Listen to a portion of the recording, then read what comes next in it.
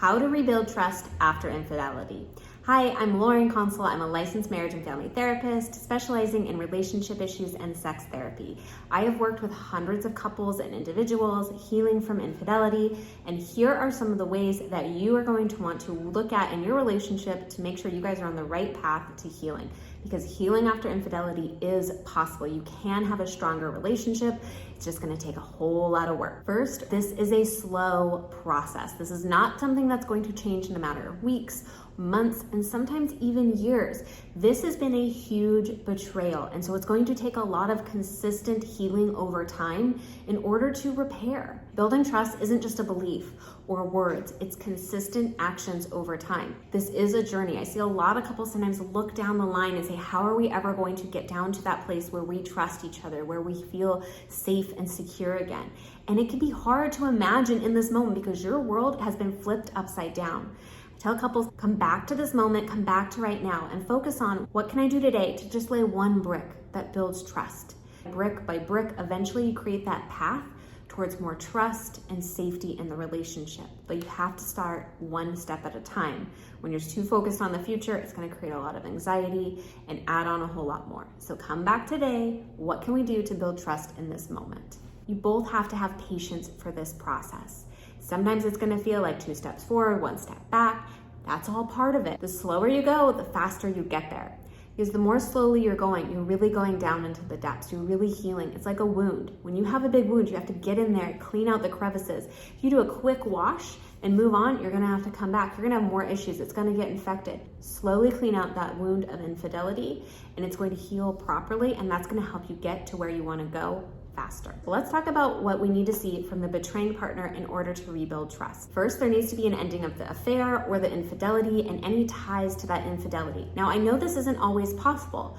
Sometimes there's situations where you work with somebody or there's somebody in the family, so it's not necessarily easy to cut off all ties. So if that's the case, you need to discuss about safety structures and what to put in place. That's a special situation that needs to really be dealt with a lot of care and safety that we're not going to go into in this video. Sometimes the infidelity isn't just with one person, so it's not just blocking that person and cutting them off. It may be online, it may be with multiple people. So it may also be about ending access to those things. If there's certain accounts or there's certain ways that you are accessing that, cutting those things off. There just needs to be a real show that I am no longer engaging in these things. Because if I'm continuing to engage in the infidelity, then it's going to be nearly impossible to actually heal the relationship. Second, the betraying partner needs to show remorse and guilt. And this isn't something that's just like a check off, but really feeling it. Because all of our feelings have a purpose. Remorse and guilt help us know this is something I don't like. I didn't like that I did this. There's something that doesn't sit well with me. I want to learn from it and grow from it and do something different. Because if we aren't feeling guilty or remorseful for our actions, there isn't a whole lot of motivation to actually make a change. And so it increases the likelihood that it will happen again in the future. Third, the betraying partner also needs to fully disclose information about the infidelity. I say this with a caveat because not every single detail about the infidelity necessarily needs to be disclosed, but it is not up to the betraying partner to unilaterally decide what should or shouldn't be disclosed. I really encourage you to work with a therapist who is trained in infidelity to help you guys sort through questions and information disclosure. It can actually be really damaging to drip information along the way, which happens a lot because the betraying partner doesn't want to hurt the betrayed partner anymore. And so they just drip information. Actually, this can be a lot more traumatic experiences versus one disclosure session. Also, not all information about the infidelity is the same. We can't unknow information. And some information isn't going to be as helpful in having us understand and heal and move forward. If it's just kind of the nitty-gritty sordid details, those often aren't as helpful in us making meaning.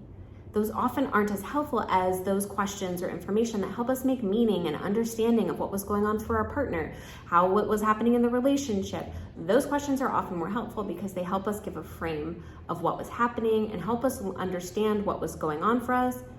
And help us understand, is this something I can actually move forward through and to work? Is this something I can actually work? It can be helpful as you make your decision of, am I going to stay in this relationship and continue to work on it? And what do we do to address these issues? But As you can probably tell in your own experience, these lines can be kind of blurry about what is actually helpful and what isn't, and how do we deal with questions. Again, this is really helpful to work through with a therapist. The key here is that the betraying partner needs to be honest and needs to disclose based on what you guys decide as a couple is going to be helpful. You don't get to decide unilaterally what is or isn't. What is or isn't is also the betrayed partner is making a decision about whether they want to stay in the relationship, and they have a right to that information to try and understand it. But again, not all information is created equal. But again, we can't unknow information once we know it, and some information can actually do more damage. The betraying partner needs to hold vigilance for the infidelity. The betrayed partner is often overwhelmed, overcome with emotion and thoughts and thinking about this all the time.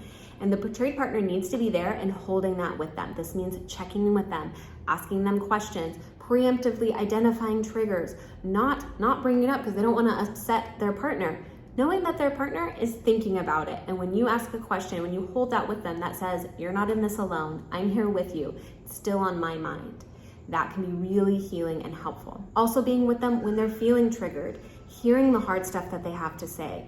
Being with them in it is so key. The betraying partner also needs to do the individual work to understand what was going on with them, to understand how this happened, how it's connected to their past experiences, past traumas, what they're bringing into the relationship, and really owning their piece of it. Betrayed partners, you also have a lot of work to do in order to heal.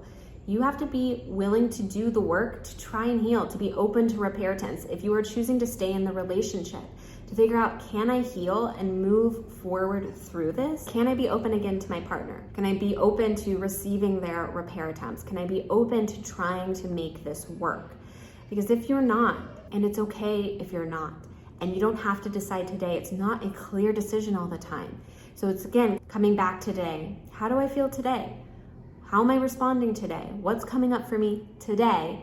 Rather than going, can I do this in 10 years? How can you do it today?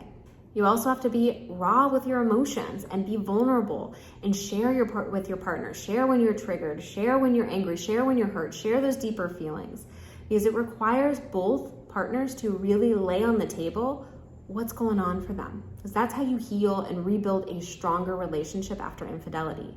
It's not about getting back to the relationship you were in before, because that's not a relationship that exists anymore. That relationship is over. Are you guys going to choose to create a new relationship together? And if you are, you want a relationship where you both can be vulnerable and connected and have intimacy, and that requires work from both of you. The betrayed partner also needs to identify safety needs. Initially, after the discovery of infidelity, safety is super important. We need to put structures in place to help you feel safe. What do you need? Identifying those and being able to communicate them to your partner. Because if you don't even know what you need, it's going to be really difficult for your partner to know how to meet those needs. And this doesn't mean that these needs stay consistent. These are dynamic, they're going to change and evolve, but what do you need today in this moment? These are just some of the ways that you can start to rebuild trust in your relationship after infidelity. I really encourage you both to be in individual therapy and couple therapy, if at all possible. That can be really helpful in healing. If you like content like this about relationships and sex therapy, infidelity, be sure to like this video and subscribe to my channel.